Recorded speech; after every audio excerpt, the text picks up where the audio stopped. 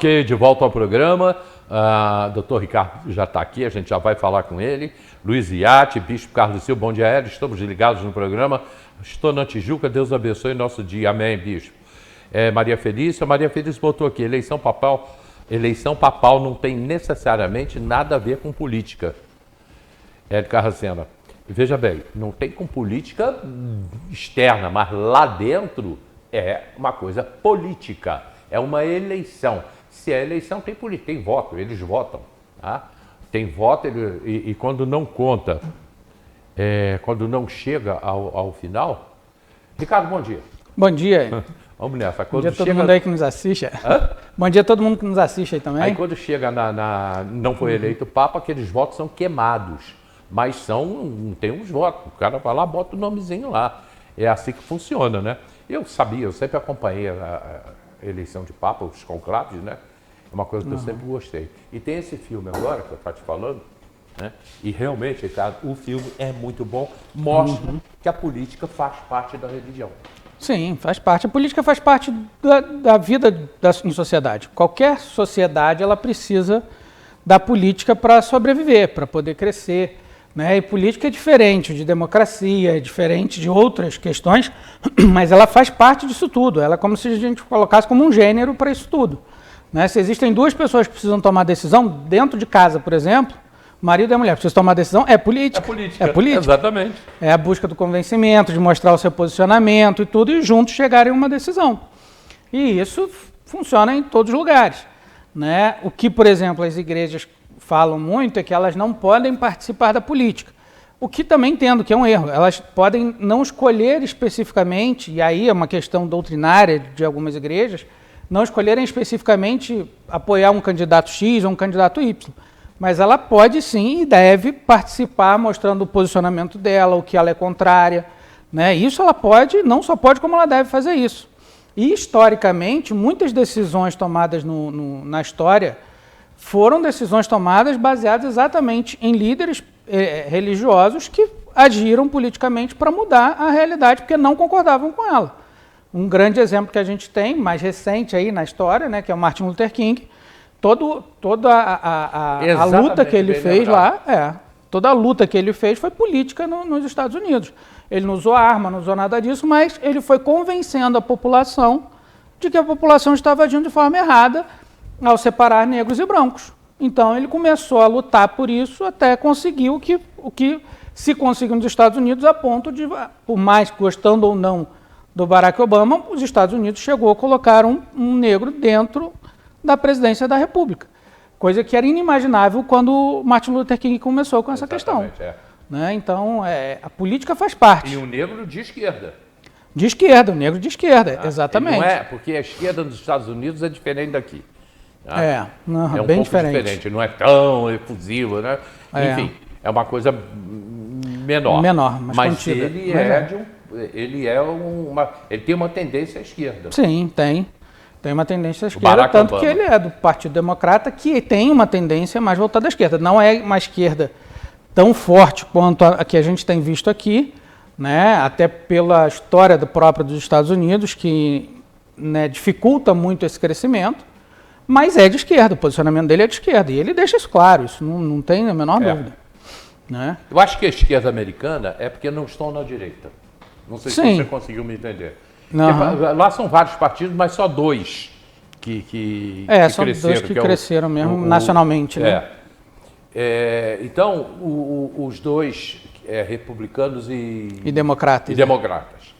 E aí, só esses dois, mas tem outros partidos. E como só eles dois aqui que ficam no poder, né, lá nos Estados Unidos, então é de um lado e de outro, é um ou outro. Então acabou sendo esquerda e direita. Exatamente, mas não chega a ser uma esquerda como a nossa aqui, não. Agora, interessante que até as cores são diferentes, né? Porque aqui a esquerda é ligada ao vermelho, lá é direita. Exatamente. E o azul que é de esquerda lá. E é o Trump. Exatamente, Trump usa vermelho. A cor dele é a cor vermelha. Então, a política, realmente ela faz parte. Vocês querem ver? Na Segunda Guerra Mundial, o Diego, me ajuda aí, porque a cabeça vai falhar agora. Não foi o Papa João XXIII. o Papa na época da Segunda Guerra Mundial? Verifica para mim aí. Cara, tá aqui na ponta da língua e não veio. Pio XIV, não. Hã? Pio XII. é. Obrigado. O Papa Pio XII, na Segunda Guerra Mundial, olha só, os católicos agora vão cair de pau em cima de mim. Ele apoiou o nazismo. Sim. Ele O Papa apoiou. Pio XII, na Segunda Guerra Mundial, apoiou o nazismo. Tá? Aham. E apoiou abertamente. E apoiou abertamente, Isso é política. É. Tem um filme agora recente também, bem interessante, que conta a história do Bonhoeffer, que foi um teólogo, né, aí protestante, em que ele foi contra o nazismo, morreu por conta disso, e muitos protestantes também, líderes protestantes, contrários a ele, por ele se posicionar contra o nazismo. É um filme bem interessante também, agora não estou me lembrando o nome exatamente, mas que conta a história dele. Né, e que hoje os teólogos, né, protestantes, eles se entristecem muito nesse sentido do seguinte: ele acabou morrendo muito cedo e era um cara com conhecimento absurdo e que conseguiu ver o que aconteceria com o nazismo logo depois. Né, e sofre por isso, e acaba morrendo por isso, e estava ali envolvido com política. Né, então a gente não pode tirar a política disso.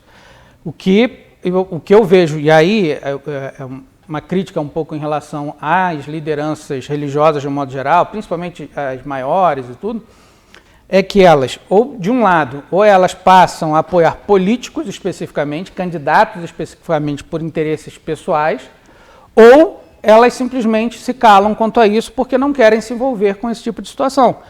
E aí, por se calarem, permitem que a população comece a não entender que ela precisa participar da política. Que se levanta sempre, quando eu venho aqui, tudo que é a questão da despolitização do brasileiro. Uma das causas é exatamente essa, quando você coloca os líderes religiosos falando assim: política não pode participar, você não pode falar de política, você não pode isso, você não pode aquilo. E aí não tem como, porque aí como você vai fazer? E a pessoa começa a ter uma raiva da política e é tudo que o mal político quer.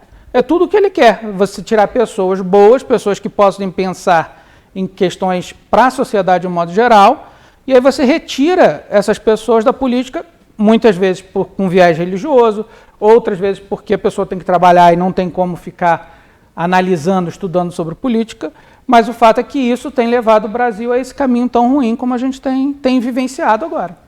As coisas estão acontecendo de uma maneira muito forte no país e não se comenta. As coisas ruins estão acontecendo, não se comenta. Não se comenta. A própria inflação que a gente está vivendo, né? As mulheres, a dona de casa, ela não está comentando isso. Sim, não está. E assim, ela pode sentir. Aí vem o governo, exatamente essa questão da inflação, vamos resolver a inflação, vamos dar empréstimo com FGTS do próprio trabalhador. Que é isso que ele está fazendo, que ele soltou ali agora empréstimo do Lula mesmo, e tudo, que também, se a gente for olhar para uma questão de crime eleitoral, isso é crime, falar que é empréstimo do Lula, e a chefe da Casa Civil falou que é um empréstimo do Lula, né, de Relações Institucionais, chefe da Casa Civil, a ministra de Relações Internacionais, a Gleisi Hoffmann, fala isso claramente. Isso é crime eleitoral. E, na verdade, o que eles estão tentando fazer é maquiar essa inflação e fazendo com que as pessoas fiquem cada vez mais endividadas e usando o dinheiro da própria pessoa, que é um absurdo. Esse empréstimo que ele criou é um absurdo. Você pega o FGTS, que é do trabalhador, e diz assim: esse FGTS vai ficar com o banco vai te emprestar e você vai pagar juros de um dinheiro que é seu. Um dinheiro que é seu. Que é seu. Exatamente. E a despolitização do brasileiro não faz ele ver isso, o fato como realmente ele está acontecendo. Sim. Ele está botando um empréstimo com o seu próprio dinheiro, que é o dinheiro do Fundo de Garantia. Essa despolitização, se eu for voltar no tempo, eu acho que isso começou lá no governo Fernando Henrique.